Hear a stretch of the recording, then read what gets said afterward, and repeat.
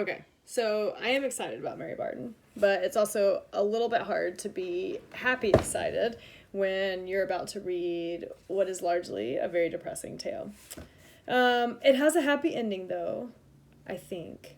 So, just kind of bear with it. The things that I do love about this novel, though, is that it really engages with this idea of what can a woman do, which I find to be a fascinating question and problem for the 19th century.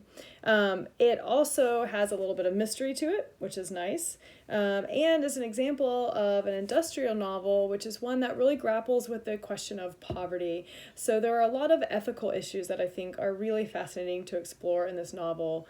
What do we do with the poor? How do we help them? So sort of the ethics of charity, which when I taught this novel most recently was actually in a course that had a unit on charity and sort of engaging strangers. So there's lots that I find fascinating about this novel, although it is not quite the uplifting novel to jump up and down about. Not as depressing as The Last Man, maybe not as lighthearted as Persuasion.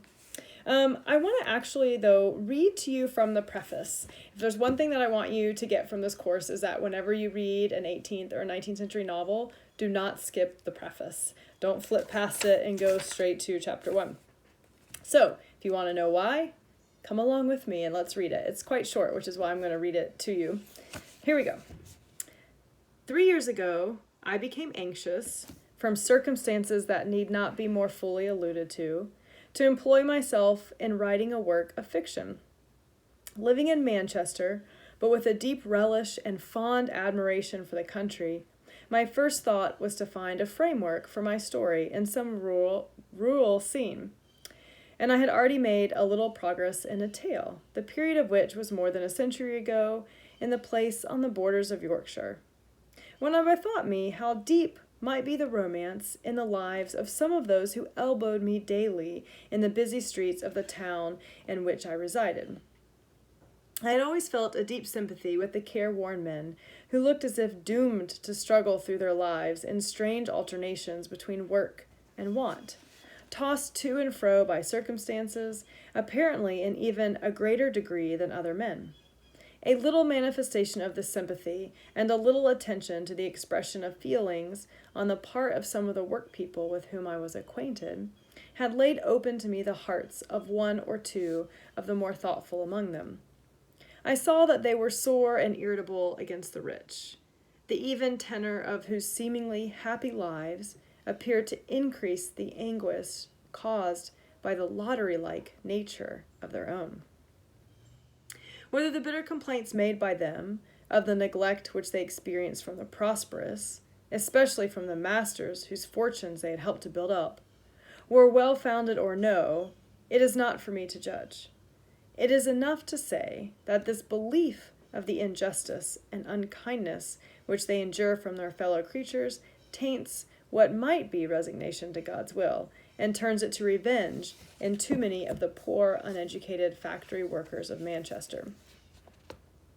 The more I reflected on this unhappy state of things between those so bound to each other by common interest, as the employers and the employed must ever be, the more anxious I became to give some utterance to the agony which, from time to time, convulses this dumb people, the agony of suffering without the sympathy of the happy, or of erroneously believing that such is the case.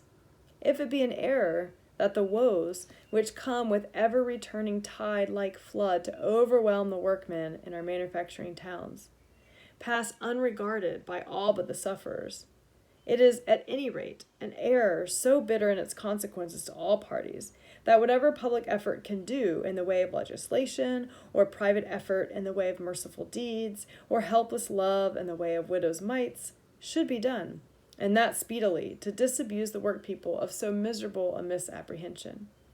At present they seem to me to be left in a state wherein lamentations and tears are thrown aside as useless, but in which the lips are compressed for curses, and the hands clenched and ready to smite. I know nothing of political economy or the theories of trade. I have tried to write truthfully, and if my accounts agree or clash with any system, the agreement or disagreement is unintentional. To myself, the idea which I have formed of the state of feeling among too many of the factory people in Manchester, and which I endeavored to represent in this tale, completed above a year ago, has received some confirmation from the events which have so recently occurred among a similar class on the continent. So let me just walk really briefly through you with this preface, which we could spend a long time chatting about. She's giving a reason for her writing, and she's justifying the merits on which the truth of this tale can rest. So part of that comes from personal experience. So I want to point out to you that the I voice is very strong here, right? The author is saying, this is what I experienced, this is what I think, this is what I observed. It is coming from Gaskell's own experience of living in Manchester, working alongside some of these people, while working alongside her husband, who was a pastor to these people. So she claims that personal experience as the justification for her knowledge for writing about this. She does have that little disclaimer towards the end where she says, I know nothing of political economy. And if you have the Broadview edition, there's a long footnote about how that disclaimer is really not true, and she's just trying to be modest, as a lot of women writers must be, that in fact she knew quite a bit about political economy. The context of this, which you can read a little bit about in the notes, is and certainly the introduction to the novel, which I highly recommend that you take a look at. The 40s were known as the Hungry 40s in the Victorian period. There was a lot of people who were starving, who couldn't make enough money, despite the fact that they worked all day in these factories to support themselves and their families. So she's writing this toward the end of this terrible decade, and we're starting to see workers' unions taking more violent tactics to sort of protest the situation. And so, you can constantly hear her saying, the working men are angry, and that makes Gaskell uncomfortable.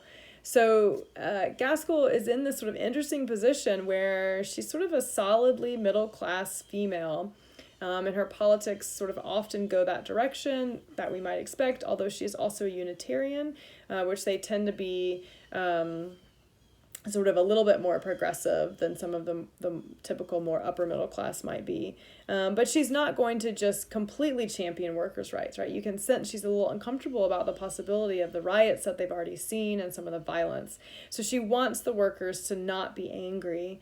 And her solution that starts to emerge out of this preface is really interesting. Notice how often she says, let's see, towards the bottom of the first page, or the bottom of the first paragraph, she says, whether these bitter complaints, right, are well-founded or not is not for me to judge, right? But then she goes on to say, it's enough that they believe in those injustice. And she sort of reiterates that in the next paragraph too, right? A few sentences into the second paragraph. If it be an error, right, that the woes of the poor are ignored, right? Like, so in other words, they might be wrong. People might really care about their plight, but the poor don't think that. They think they're ignored. They think they're rejected and neglected. And she says that belief is what is causing all this trouble. So it's interesting that she's not necessarily saying they're right, that they are neglected, but she's saying that they think they are, and that's a problem for us. And we need to make them feel heard. We need to make them feel cared for, and we need to see what we can do to correct it. In that second paragraph, she sort of lists different ways that the problem could be fixed. She does list legislation, right? Public effort. So we can see that while her own novel, and I'll be curious what you think about this, while her own novel may not seem to push the idea of change at those higher levels of government and legislation, she does say that here in her preface. But then we also have the private effort of merciful deeds. So here's charity, right? And even something as simple as a widow's mites, right, which isn't really going to accomplish much, but it will give the perception that the poor are cared for. So I hope what you're hearing in her main solutions here in the preface, it's about the relationship between the poor and the rich. And that mentality is really going to feed into the plot development and the character development throughout Mary Barton, right, that you'll see the focus on the relationships between the characters. And some of this won't really fully come out until the very end of the novel. So I wanted you to kind of be aware of how the preface sets this up. And then we're going to kind of work towards that solution by the end of the novel. But I'm really excited to see what you guys do. This is our first example of an industrial novel, and we can talk about kind of narrative voice. One of the engage activities will get you to think about that, and the perspective here of a female character. She becomes kind of our primary focal point in Mary Barton. But I also want you to think about John Barton. There's an interesting commentary that too many names. Elizabeth Gaskell, that she wanted to call the novel John Barton, and was dissuaded by her publishers from doing that. And so she calls it Mary Barton. So this sort of conflict in the novel between kind of the romance story and the political story. And so you can kind of keep an eye out on that too. It's supposed to be pretty rainy the next couple days. In fact, I think it just started raining outside as I said that. So hopefully you can curl up with Mary Barton and spend some nice rainy afternoon days in preparing for Wednesday's Engage activity.